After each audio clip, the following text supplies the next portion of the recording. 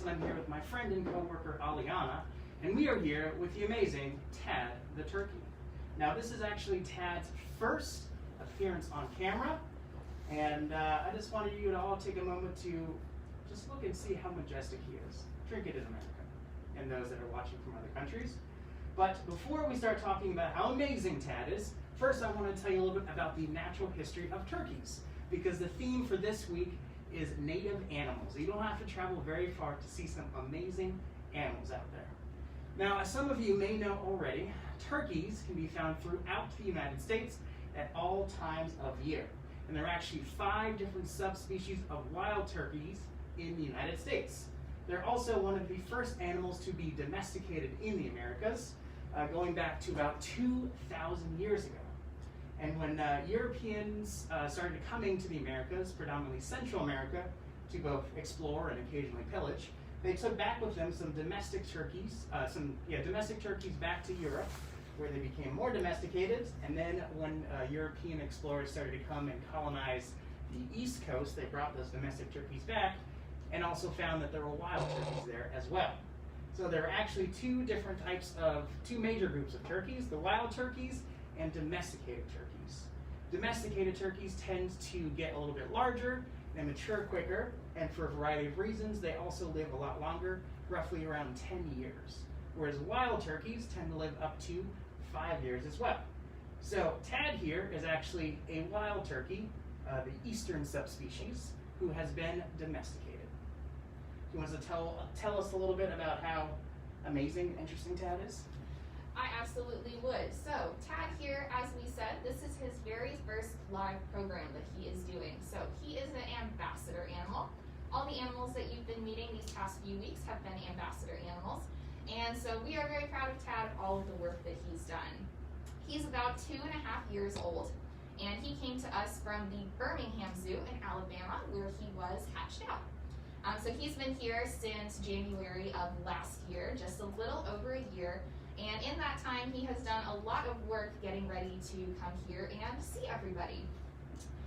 We are up here doing training with him, so it might seem kind of simple for him to just be in this place and be super calm, but it actually took a lot of work getting here. So Tad doesn't live here in this room. He traveled here from his enclosure in a crate. So the whole process of getting him used to walking in the crate, being comfortable in the crate, being comfortable with us picking up the crate, and walking with it to this new place, and then now getting comfortable in this new space. It's been a very long process, but he has done a really great job. And as you can see, he's nice and calm. So if he was maybe not so calm, kind of stressed out, what he's going to be doing is looking more like what you might think a traditional kind of turkey kind of looks like. Well, he's very excited, apparently. So if you're picturing a turkey being very puffed up, having their tail totally fanned out, and looking a lot bigger than Tad does, then you're going to be thinking of a turkey that's displaying. So that's what they're going to do if they're upset about something. And it's also how males are going to try to attract females during breeding season. But Tad here, he's nice and sleek, nice and calm. And so we know that he's just kind of hanging out, trying to figure out what me and Max are doing and why we're talking so loud when we're training with him. Since we have him here, I also thought I'd talk about the different parts of turkeys, because they are kind of funny looking birds, some people think. So what you see on the top of Tad's beak, kind of sticking up, is his snood. So that is a piece of skin that can grow as it fills with blood. So it might hang down by his beak. And he's going to be doing that, again, when he is trying to attract a mate. So when turkeys are doing that display, males are going to puff all those tail feathers up. They're going to poof out their feathers. They're going to hold their wings out. And they're going to strut. So he's going to make like a chuffing noise and walk on the ground and walk to try to impress those ladies that he might be trying to attract. Right now he's going and exploring the classroom a little bit that we're in.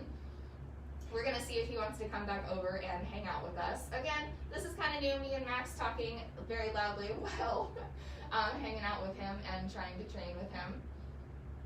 It's tough also having the spotlight on you and being so talented. Sometimes you just have to take a creative break. And right now he's choosing to go and hang out over there while he is exploring. So now some interesting fun facts about turkeys is wild species of turkeys can actually run up to 25 miles per hour. And a lot of people don't know this, but wild turkeys actually can fly. However, it can only be for really short distances. They can fly up to 100 yards and at their top speed, 50 miles per hour. Domesticated turkeys, being much larger because they have their food provided for them, are actually unable to fly like that. But turkeys, both wild and domesticated, do actually do something called roosting. So in the nighttime, when they're ready to go to sleep, they'll actually go find a branch or somewhere high up that they can go stand on, and they'll sit there and sleep the entire evening. Something that Tad actually does in his enclosure here. Now, we have not seen Tad actually flying at all, but part of the reason for that is they usually use flight to run away from something, and we make sure that we keep him in a nice and comfortable area. Now, Tad is also now known for being a very loud gobbler, because male turkeys, unlike the females, can actually gobble, and they do that for a variety of reasons. Sometimes it's to attract a female, and sometimes it is to warn a loud noise that they hear. So it's to protect themselves and say, hey, I'm over here, don't come near me. And Tad sometimes do that when there's loud noises, but since he has come to the zoo in this past year, he's become much more relaxed and much more comfortable meeting new people and seeing new things. So he's doing very, very nicely. And as we mentioned earlier, he's about 2 years old, and you can partially tell by looking at his beard there, which is this long strand right here on his chest. The older a turkey gets, the longer that beard actually gets. And there's been studies that shown that the length of the snood also tells you about a turkey's health, because longer snoods tend to attract females for a variety of reasons. But longer snoods also tend to indicate which male turkey may win if there's in a fight as well. Fortunately, he doesn't feel the need to display and show off or feel threatened at all, so we're not going to be able to see that snood. But if he did see female, or if he did feel a little bit alarmed, his head would get very, very red because all the blood would rush there, and it would change to a very bright red color, as well as his long snood would start to hang down over his face as well. Nice. Do you have anything else you want to mention about lovely Tad here? So one thing you guys might notice is all of Tad's different kinds of feathers that he has. And now Tad actually right now is molting. So in a bird, molting is when some of their old feathers fall out and their new feathers start to grow in. And that's actually happening with Tad's tail. So how Tad's tail looks right now, it actually looks a lot shorter than it usually would. So I do have one of his longer tail feathers to show you guys that he did shed out. It didn't break, it just fell out. And if he were to raise up his feathers a little bit, you guys would be able to see that he has a bunch of new ones coming in. So he is molting right now, so his tail looks a little silly, but when he has all those feathers grow in, he's going to be very handsome and look very, very good. Turkeys actually almost went extinct in the United States and here in the state of Tennessee in the early 1900s due to overhunting. So, as you probably know now, you can hunt turkeys in most states here in this country. However, there are a lot of regulations to make sure that the number of turkeys does not go extinct. And a lot of these regulations include having to get a permit and having to sign up for a certain amount of turkeys that you can actually hunt, as well as the different ways of how to hunt these turkeys to make it a little bit more of an even playing field, if you will. Unfortunately, a lot of these different regulations that have gone in have increased the population of turkeys here in the United States, so they are doing very, very well. But something we do advise against, because you'll probably find turkeys just anywhere in the country, is to please not feed them just like other wild animals.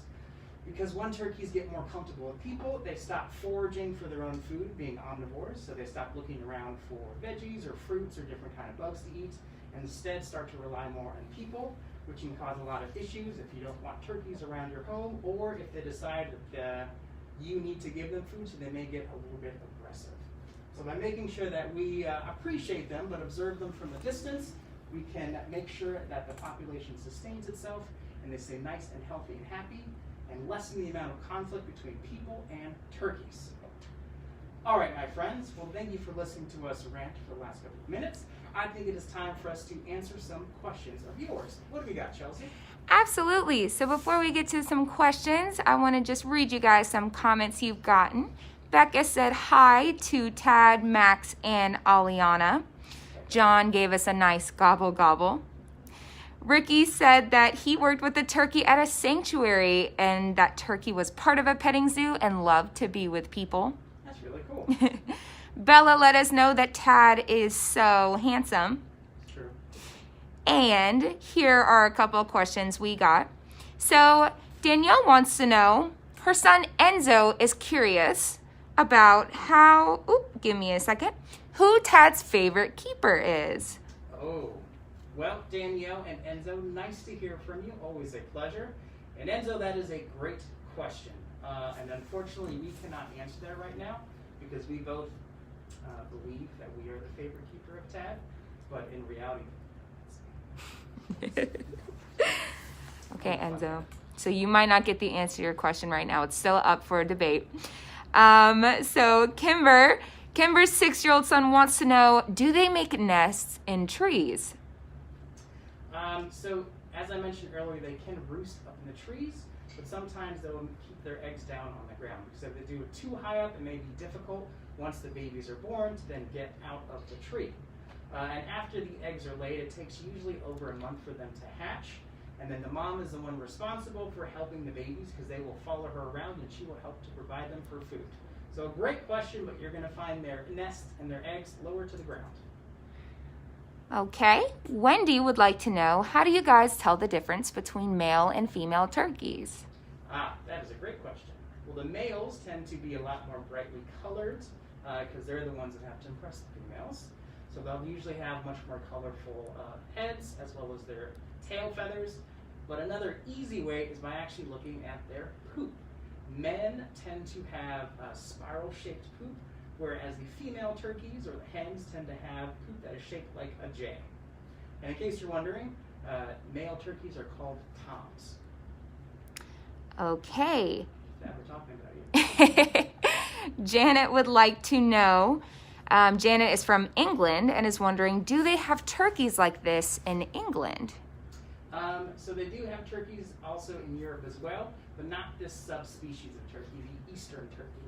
Actually, the first turkeys that were brought to Europe came from Mexico, and that's a subspecies I believe is called Osceola turkeys. So they're the ones that were first brought to Europe and then back to the United States. Unfortunately, no eastern subspecies of turkeys like the amazing Tad here. All right. And Danielle commented her son Enzo thinks Aliana is Tad's favorite. Enzo, you and I have to have a long talk about this. Okay, and our last question is from Bella and Becca. And they're both wondering, how can we help Tad? How can we make the world a better place for turkeys? That is a great question. Thank you so much, both Becca and Bella. But one of the easiest ways is, as we mentioned earlier, making sure that you don't feed wild animals, especially feed wild animals, especially turkeys, because even though it may seem like a nice thing and that we're helping them out, when wild animals start to get more comfortable with people, then that can lead to them possibly getting injured, as well as starting to get a little bit aggressive sometimes because they expect that food, and they're less likely to go and find food themselves. All right. Well, on behalf of myself and Max and Tad here, all of us here at the Memphis Zoo, we want to thank you guys for tuning in for Tad's very first encounter ever. We think he did a really good job, and we want to thank you guys for tuning in and for all of your questions. Thank you so much. Bye. That's it. Bye.